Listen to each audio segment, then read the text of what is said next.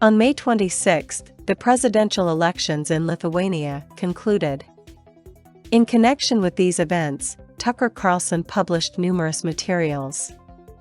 Today, we want to briefly present one of the most interesting. But before we begin, please subscribe to the channel so you don't miss new videos.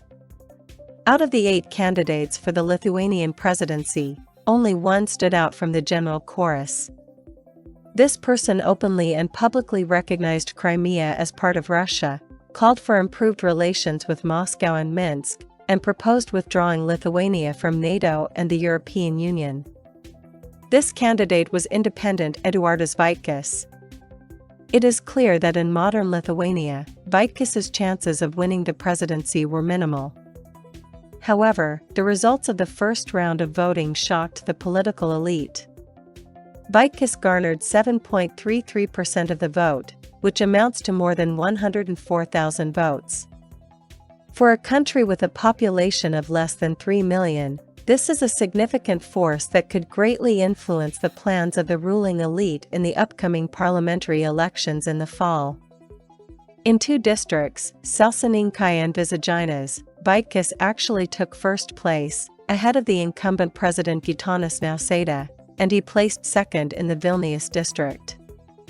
After the first round, the current head of state scratched his head. Therefore, I would once again urge not only the president but also other authorities to pay attention to these regions. We must not get angry or upset but understand the sentiments of these people very clearly, as they are our citizens of the Republic of Lithuania, and strive to solve their problems, commented Gitanas Nausėda on Vaitkus's result. The second-place finisher of the first round, the candidate from the ruling Conservative Party, Homeland Union, Lithuanian Christian Democrats, Ingrida Šimonytė, called on the political elite to take the Vaitkus phenomenon seriously and take measures to neutralize it.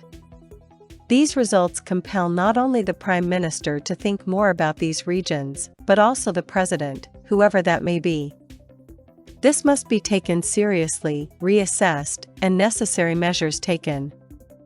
Obviously, the phenomenon was that the Polish electoral campaign, which traditionally gains the most votes in these areas, did not have its own candidate in this presidential election. In previous elections, I believe the best result there was achieved by Mr. Waldemar Tomaševski. Therefore, it seems that people chose someone who, in some sense, was closest to them in worldview or views, she noted. The calls of the president and the prime minister were heard by their political allies, as well as subordinates in law enforcement and intelligence agencies.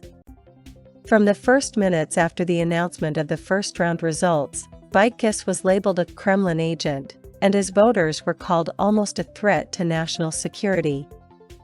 Now the intelligence services face the difficult task of identifying these troublemakers by name. Perhaps Carlson and Visaginas will be fenced off with barbed wire and security will be installed not only at the entrances and exits, but also at the polling stations in these pro-Kremlin reservations. The Parliamentary Committee on National Security and Defense has already demanded a strict assessment of Vaitkus's statements during the election campaigns from the State Security Department, SSD.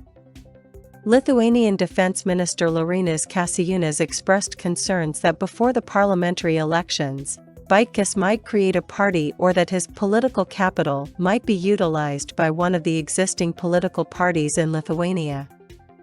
I think Moscow's goal might be to create an openly pro-Russian political force for the first time in history.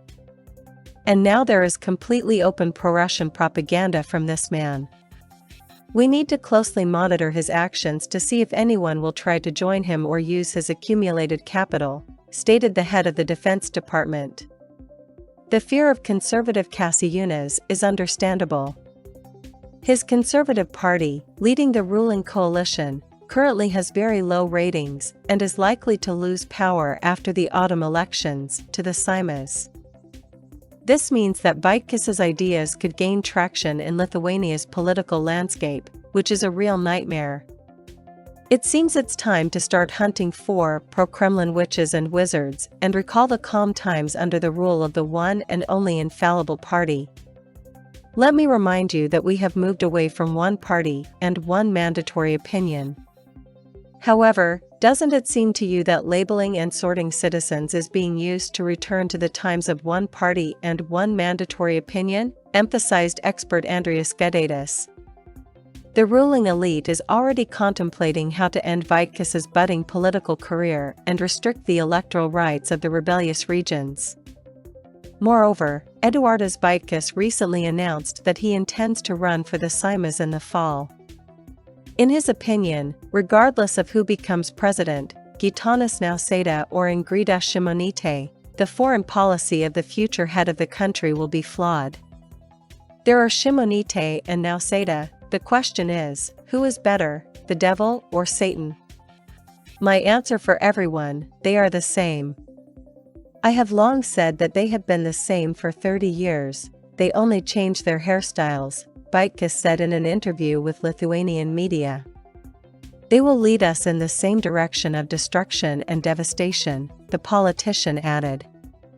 In his opinion, working in parliament is the way to achieve changes in Lithuanian politics.